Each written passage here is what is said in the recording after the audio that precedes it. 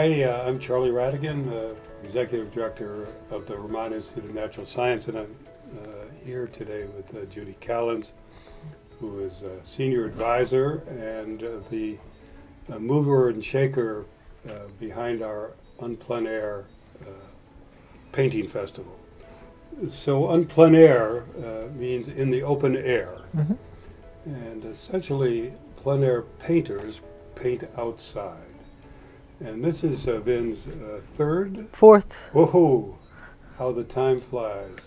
This is our fourth annual Plein Air Festival, sponsored once again by our great friends at Wild Apple, an art publisher here in Woodstock, Vermont. And we're at WCTV, the public access station, in their amazing studio. And we'd like to give a shout out to them and thank them for the great work that they do as well.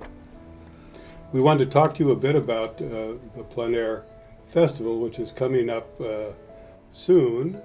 What are the dates? September 29th through October 5th is the painting festival and competition, followed by an exhibition and sale for the next 2 weeks, ending on the 22nd of October.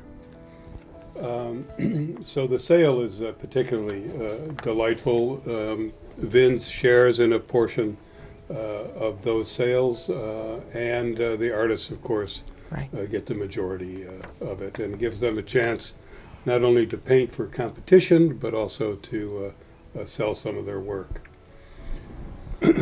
So let's talk a bit about the logistics of how people get involved in the painting festival. Maybe you can talk about the website and the registration. We used to have a separate website for Plein Air, but now it is incorporated into the regular VIN's website. And under the events pull-down menu, you can select Plein Air Festival. You can register online. It's very, very easy. Or you can register at the door. Registration starts at 9 a.m. on the 29th, and I'll welcome you to VIN's that day.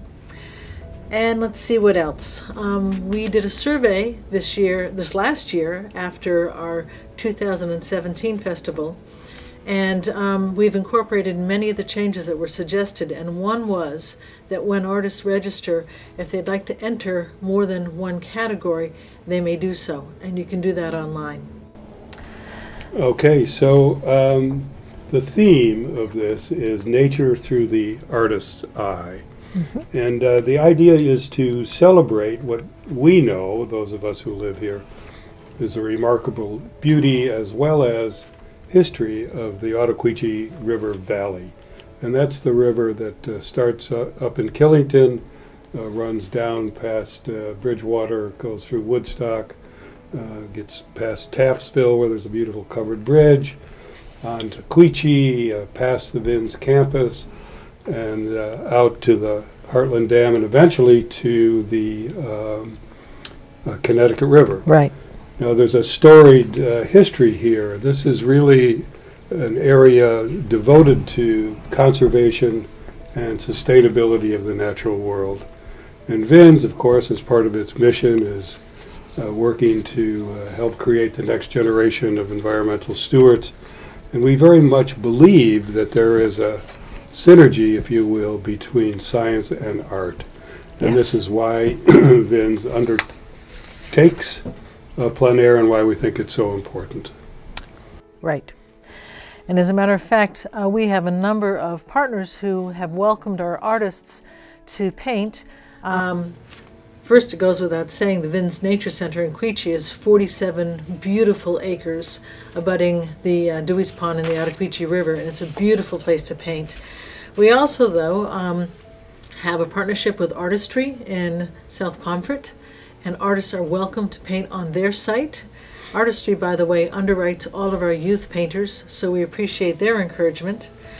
Charlotte Davenport at Sculpture Fest up on Prosper Road has invited our artists to use her venue. Marsh Billings Rockefeller National Historic Park is another venue that welcomes our artists. The Kaufman Estate this year will be a third venue, and the Gardens of Anne Silberfarb, which are spectacular, are yet another venue. And people don't have to even be limited to those. The Ottauquechee River Valley, the White River Valley, the Connecticut River Valley, and all that it contains, from beautiful farms to funky general stores, pastoral scenes, all of them are wonderful places to paint. Including Leading Fields, which is a new retreat space in Woodstock, Vermont, and that's by special reservation. So Plein Air starts on the 29th, as Judy said. The artists register, but that evening we're going to have the opening reception open to the artists and to the public, actually, if they'd like to come. And we're delighted to have our local, I think he's one of the most creative and finest artists that I know, Wimby or William Hoyt. He's going to give opening remarks. He's going to welcome people to the event, and I'm happy to say he's also going to be the judge for the competition as well. We haven't said much about the competition in terms of the prizes, etc., and the categories. Right. And I'm at a loss, so I'm going to have to depend on you to tell us what those are. All right. We have a Best in Show category with the largest cash prize of $1,000, and that is followed up by categories of avian painting, nocturnal painting, People's Choice, and then watershed or riparian zone painting. And also a youth category as well for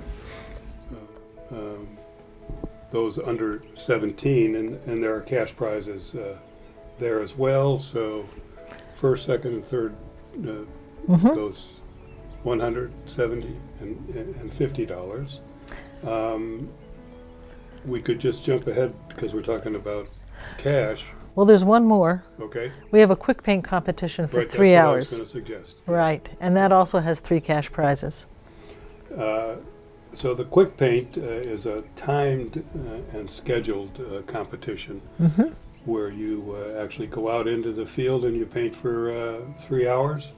Then you're done, and then you submit it, and it will be judged and displayed. I think that's Yes. that's fun. Now we also have visiting artists, and what's the idea behind the visiting artists? And then we'll talk about who they are. I think the idea is that our artists have the opportunity to meet other professional artists and to learn about their particular techniques and their particular interests. So we have 2 artists who work for Wild Apple Graphics returning this year. One of the artists is Julia Puritan, and she will be here on Sunday. And the second is Catherine Level, and she will be here Monday. And as suggested by the artists who responded to our survey last year, they will be doing a lunchtime demonstration. And then they'll spend the rest of the day in the field and just talking with people casually.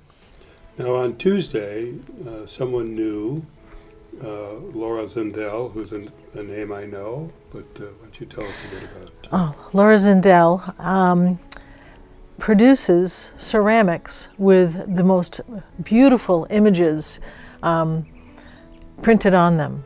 If you've had a meal at the Woodstock Inn, you've eaten off from work of hers. Her work includes botanicals, snakes, nests, eggs, beetles, owls, hawks, foxes. They're just beautiful images. And so she is going to come and do a presentation and a demonstration of how she produces her particular work. And the quick paint this year is happening on Tuesday from Right. 12:30 to 3:30. Right. And then, so one of the first things we did in the first year was we decided to have a nocturne painting in honor of the artist has gone out of my head, but a very famous. Well, we'll start that. On Wednesday evening, we're going to do a nocturne event, This is painting actually in the evening. There will be some moonlight, so there will be light as well. Right. We make that assumption.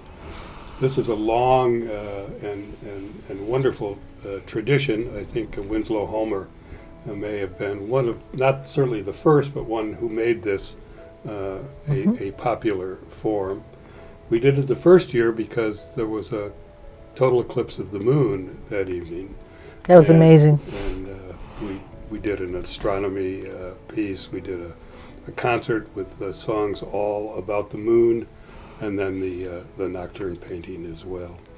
And that's going to be at your residence, I understand. You're opening Right. your lovely grounds to people.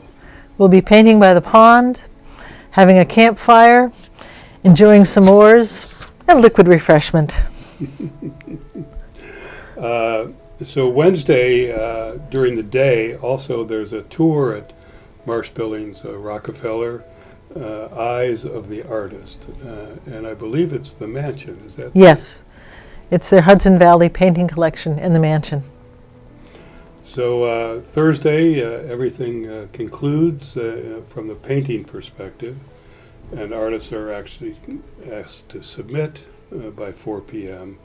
For judging, and judging will be done, and then the artwork will be hung for exhibit in our beautifully newly renovated pavilion.